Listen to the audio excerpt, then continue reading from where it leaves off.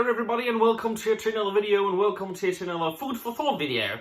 Yes, I like to do these from time to time when an idea pops in my head and I just have to get something out. But this is even more special. I'm not here to provide you with facts or even with opinions. I would just like to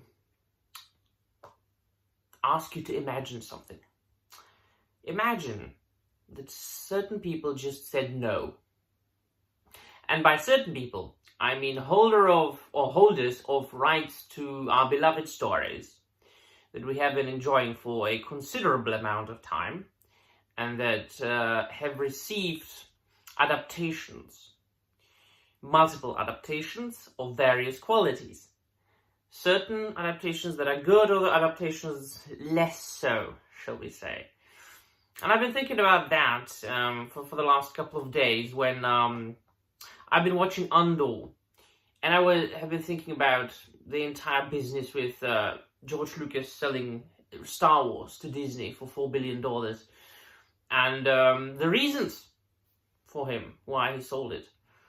And I'm not going to get into arguments, and because this is not this kind of video. This is not a video in which I would be arguing with somebody if it was for the better or not, and what would the result be if it was done a little bit differently as far as the money goes. I don't care about budgets, I don't care about flops, I don't care about if that movie met certain expectations financially. No, I would just like you to imagine it. What if Lucas said no? What if Lucas didn't sell Star Wars to Disney?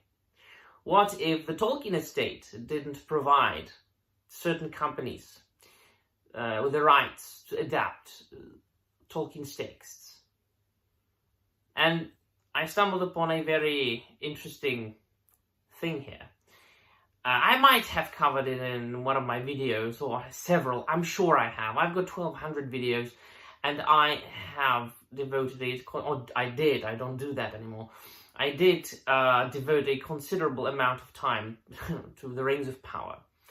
And, but so I just got reminded of the fact that Christopher Tolkien, Tolkien's son obviously, who was the most important person and personality in the Tolkien estate after his father's demise, and he was taking care of his father's legacy. And he was very famously against adaptations, and I would even say that he wasn't very happy about providing the rights to adapt The Lord of the Rings to Peter Jackson at the time. It was, after all, in the end, a very clever decision, because it has spawned not only the fantastic trilogy, but also a lot of opportunities to reprint his books, Tolkien's books, and to produce tons of merchandise that did, in the end, bring a lot of people to reading Tolkien's books. Is it for the good, or is it for the better or not?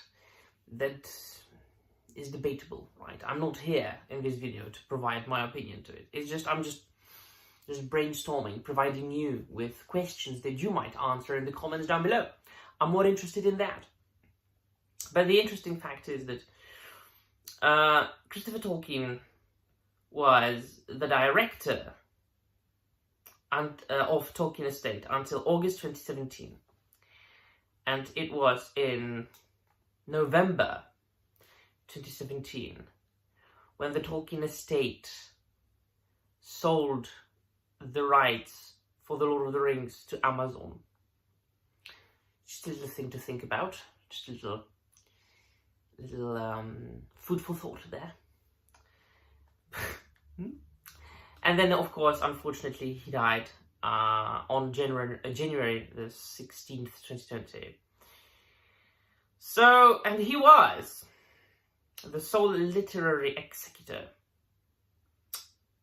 of Tolkien's books. So you might say that in the case of the Tolkien estate, We know what happened there in the case of the Rings of Power, which was a very unfortunate business. But as far as Lucas goes, it's very much interesting as well. Before he sold his rights, or his Star Wars, to Disney, he had gone through years of mockery, insults, attacks for his prequel trilogy that a lot of people did not like. And a lot of people are very much excited to forget what they said and what they did and what they hated. And the fact that they furiously, aggressively criticized the prequel trilogy. Could it have been one of the reasons why Lucas sold Star Wars? I think that the main reason is always money. Always, first and foremost, the top number one reason for these things is money. 100%. Andrzej Sapkowski is the case. Look at him, what he did. He sold the rights to Witcher, to Wiedźmin, to the Project Studio Red, is it called, that video game making company, for a couple of zloty, for a couple of Polish bucks. He didn't expect that it would make billions, that it would become one of the most famous and popular fantasy RPGs out there. He regretted that, and he was very sour about it for a long, long time. And then Netflix came, and then he was a little bit financially wiser. The result is, of course, a piece of garbage, but the reasons there were clear. And Andrzej Sapkowski has never been secretive about his intentions, about what he cares about. He cares about the money. And I don't even think that he takes any adaptation very seriously. I think that Andrzej Sapkowski is just one of the guys who just, yes, these are my books, and the books are my books, and the books are canon, and all the rest, for all I care. Pay me, and you can do whatever you like. I only consider my books to be canon, which is the correct approach, from his point of view. But imagine, what if they said no? What would have happened? Well, what do you think? What would have happened if Tolkien said no, if Lucas said no, if Sapkowski said no? This is interesting. If you believe in the theory of the multiverse, there is a parallel reality in which these three men, or these three bodies, never sold the rights to those books and franchises, quote-unquote, films, to any huge, mega studio. Yeah, let me know in the comments down below what you think. I'm very much interested in your theories. That will be all. Thank you very much for watching, and I'm out of here.